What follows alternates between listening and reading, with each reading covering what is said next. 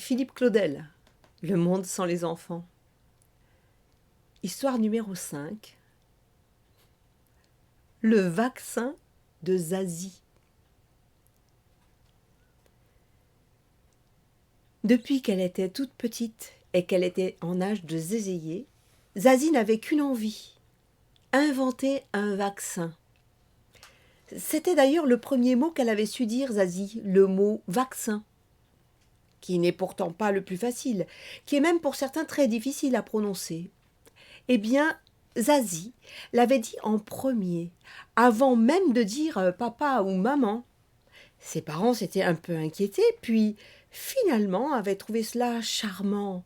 Cette petite fille qui souriait tout le temps, qui faisait à quatre pattes le tour de toutes les pièces et qui ne cessait de répéter « Vaccin, vaccin, vaccin ».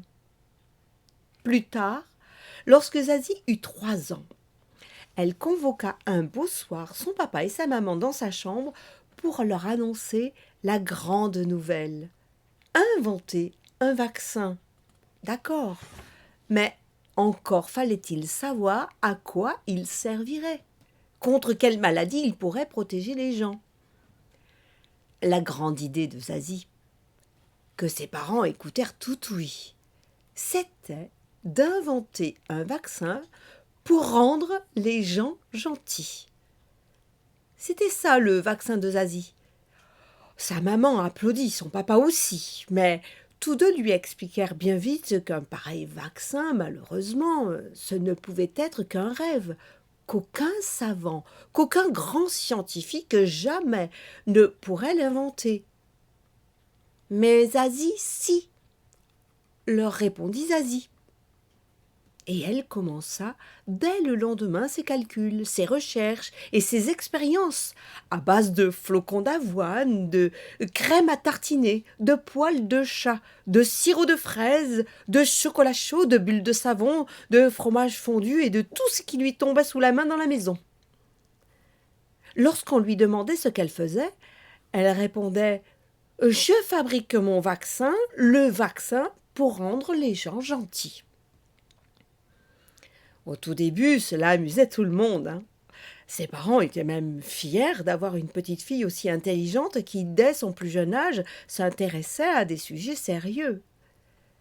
Mais ensuite, au fur et à mesure que les années passèrent, les uns et les autres commencèrent à se lasser et à trouver vraiment idiote l'idée fixe de Zazie. Ses parents même s'inquiétèrent et l'emmenèrent chez un médecin. Mais celui-ci ne fit rien. Rien du tout. Et Zazie repartit avec son envie de vaccin pour rendre les gens gentils. À 7 ans, Zazie demanda un rendez-vous au président de la République pour lui exposer ses recherches et recevoir son aide.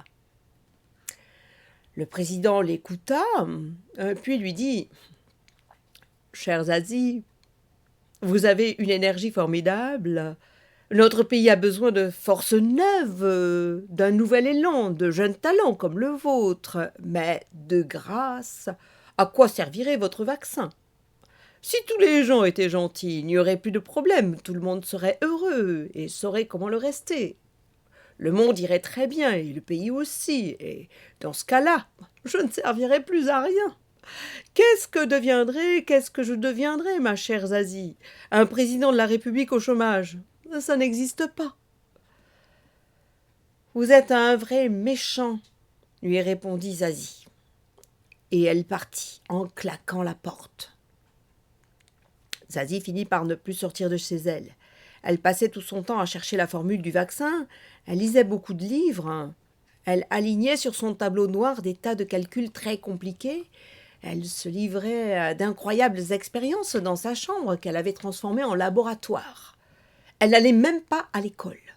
Beaucoup se disaient « ça y est, Zazie devient folle ». À 8 ans, Zazie faillit réussir, mais se trompa dans le dosage de moutarde et dans celui de cirage noir.